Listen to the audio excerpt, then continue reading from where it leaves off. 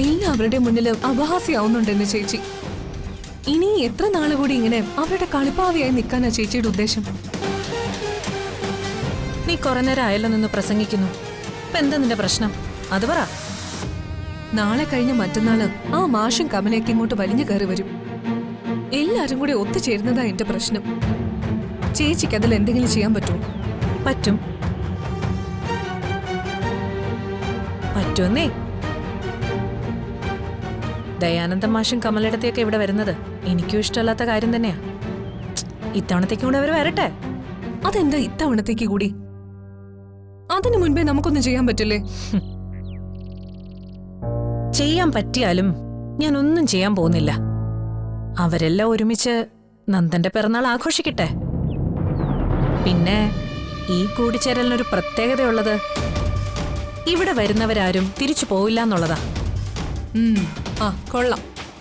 ഇനി ആ മാഷിനെയും കമലയും മകൻ അനൂപിനെയൊക്കെ ഇവിടെ കയറ്റി താമസിപ്പിക്കാനാണോ ചേച്ചി ഉദ്ദേശിക്കുന്നത്? ഇപ്പൊ ഇവിടെ ഉള്ളതിനെ കൊണ്ട് തന്നെ പോർതി മുട്ടിയിരിക്കുക. നമ്മളല്ല 9 ലക്ഷം രൂപ കൊടുത്തതെന്ന് അറിഞ്ഞ് എന്തിനു തയ്യാറായി നിൽക്കുക മീര?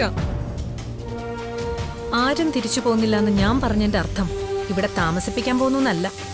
പിന്നെ നന്ദന്റെ പിറന്നാൾ ദിവസം തന്നെയാ എല്ലാവരുടെയും മരണ ദിവസം.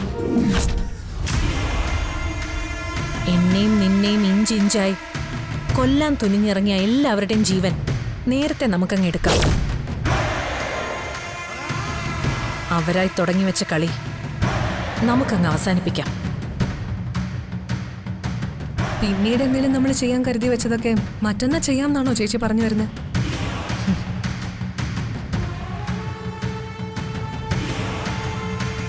അതെ, മറ്റന്നാൾ തന്നെയാണ് അവന്തികയുടെ കാത്തിരിപ്പ് അവസാനിക്കുന്ന ദിവസം. സേതുമാധവനും മക്കളും അവരുടെ രക്തബന്ധങ്ങളും എല്ലാം എന്റെ കൈകൊണ്ട് മരിക്കുന്ന ദിവസം. ഉടലിൽ നിന്ന് ജീവൻ പോയ ശേഷം ചലനമറ്റ് കിടക്കുന്ന എല്ലാവരെയും നോക്കി ഈ നെല്ലിശ്ശേരി വീട് കുലുങ്ങുമാറി എനിക്കൊന്ന് ആർത്ത് പൊട്ടിച്ചിരിക്കണം.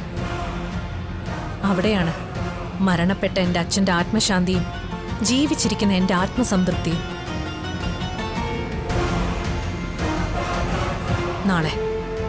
നാളെ ഒരു ദിവസം, ഒരേ ഒരു ദിവസം കൂടി മാത്രം ആയുസുള്ള ഇവിടെയുള്ളവരെ നമ്മളെ കൊണ്ട് സന്തോഷിപ്പിക്കാനാവുന്ന വിധത്തിലൊക്കെ സന്തോഷിപ്പിക്കണം. ചേച്ചി, നമ്മൾ രണ്ടുപേരെ കൊണ്ട് ഇത്രയും പേരെ എന്ത് ചെയ്യാൻ പറ്റും?